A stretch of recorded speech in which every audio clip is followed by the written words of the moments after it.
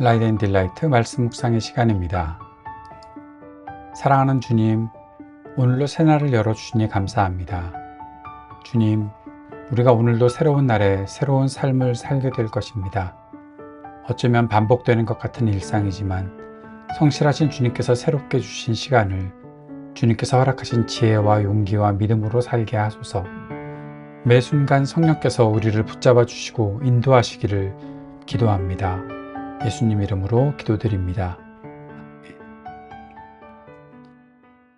오늘부터 그리고 다음 주 월요일까지 이틀에 걸쳐서 학개에서 말씀을 함께 묵상하겠습니다. 오늘은 학개에서 1장 1절에서 15절까지의 말씀 함께 읽겠습니다. 세번역 성경으로 읽습니다.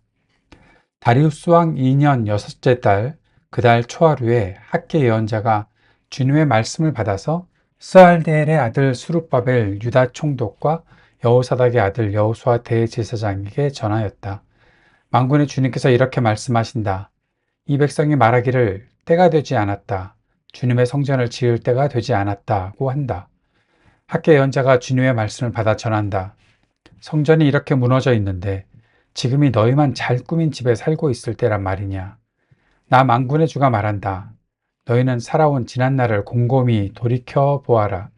너희는 씨앗을 많이 뿌려도 얼마 거두지 못했으며 먹어도 배부르지 못하며 마셔도 만족하지 못하며 입어도 따뜻하지 못하며 품꾼이 품삯을 받아도 구멍난 주머니에 돈을 넣음이 되었다. 나 만군의 주가 말한다. 너희는 각자의 소행을 살펴보아라. 너희는 산에 올라가서 나무를 베어다가 성전을 지어라.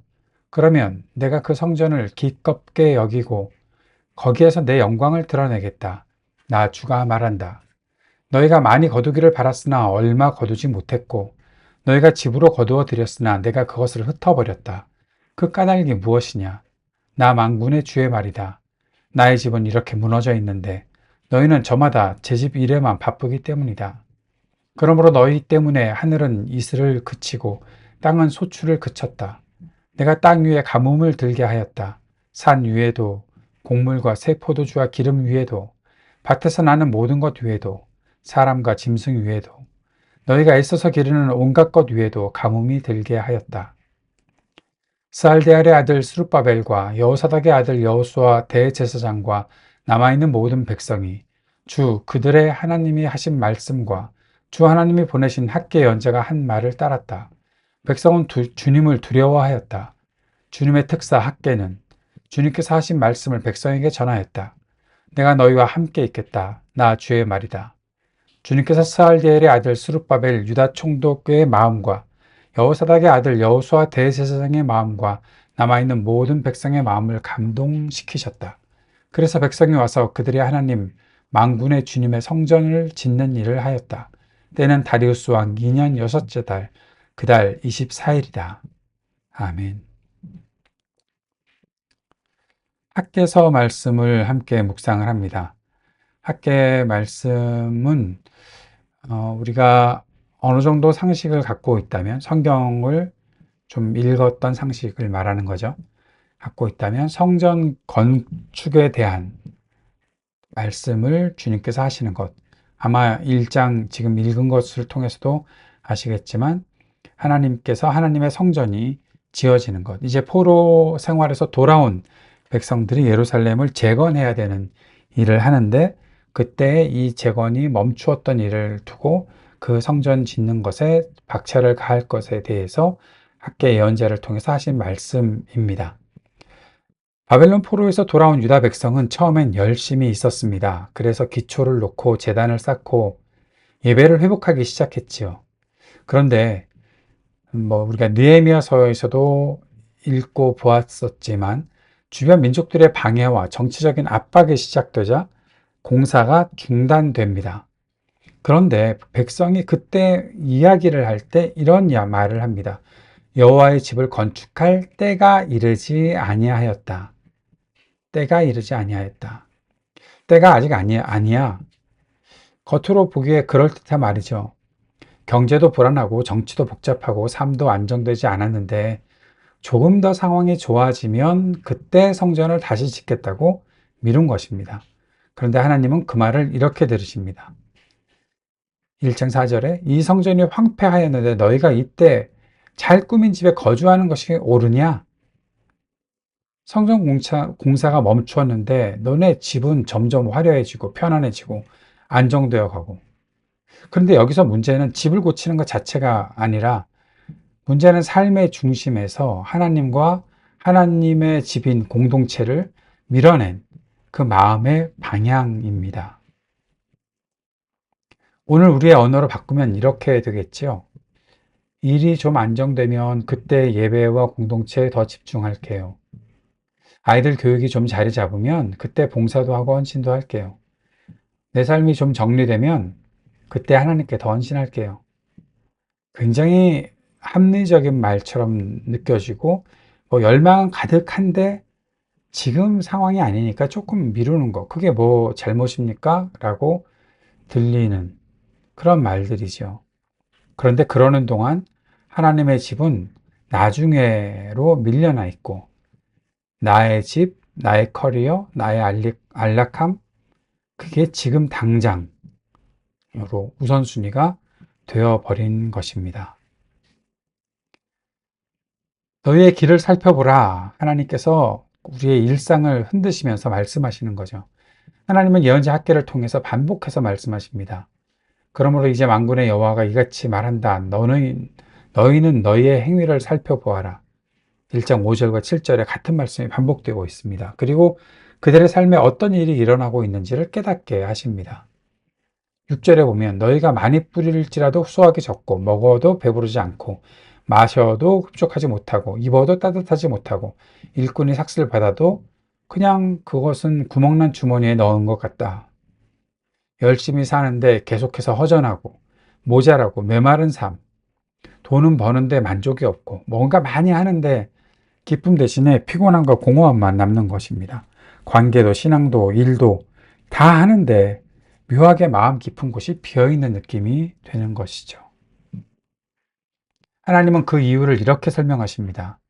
너희가 내 집은 황폐했는데 각자 너희의 집을 짓기 위해 빨리 달려가기 때문이다. 9절의 말씀이죠. 삶의 우선순위에서 하나님과 그분의 집인 공동체를 밀어낸 자리에 하나님은 허전함과 메마름을 통해 우리를 깨우치시는 것입니다. 오늘 우리에게도 이런 질문이 필요합니다. 나는 요즘 무엇을 위해 가장 많이 달려가고 있나? 내 마음과 시간과 에너지가 가장 많이 쓰이는 곳은 어디인가? 하나님과 하나님의 백성 공동체, 교회는 내 인생 일정에서 어디쯤 와 있는가? 이런 질문이 필요합니다. 하나님은 학개를 통해서 너희의 길을 다시 살펴보라고 말씀하십니다. 단순히 교회 건물에 더 투자해라 라는 말이 아니라 너의 삶의 중심을 다시 점검해 보라는 부르심입니다.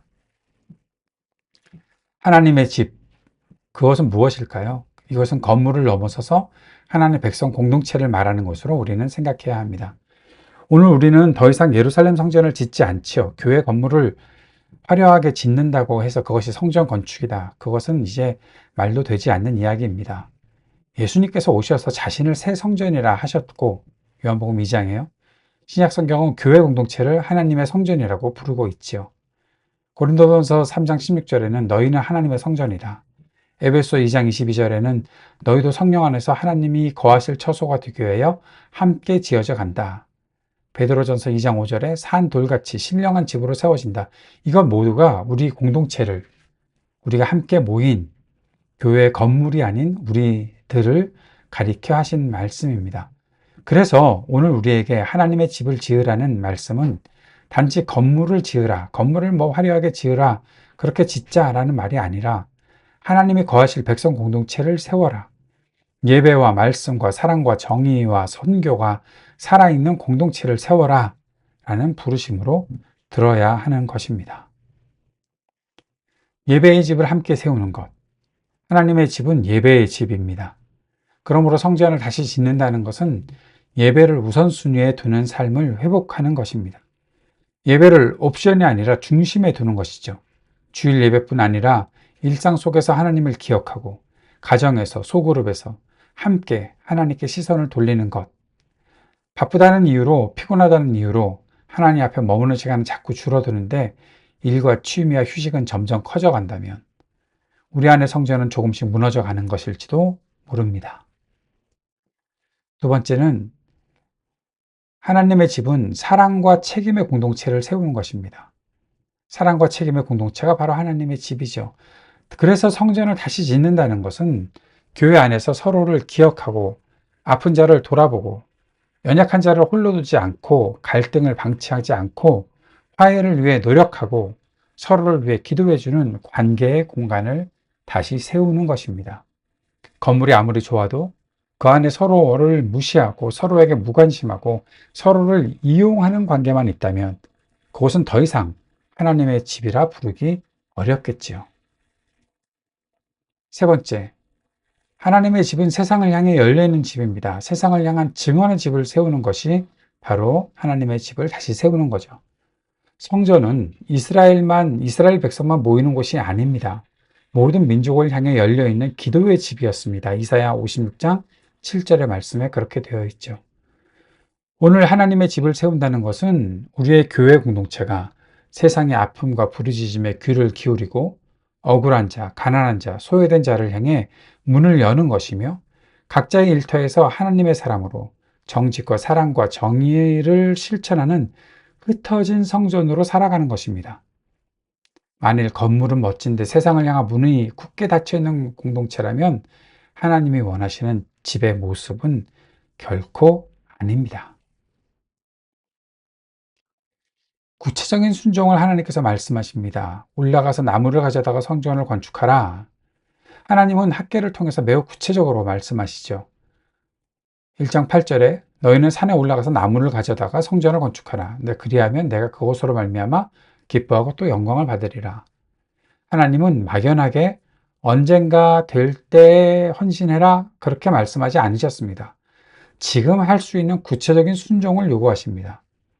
오늘 우리에게 이 말씀을 적용해 본다면 지금 산에 올라가서 나무를 가져오라 하는 순종은 어떤 것일까요?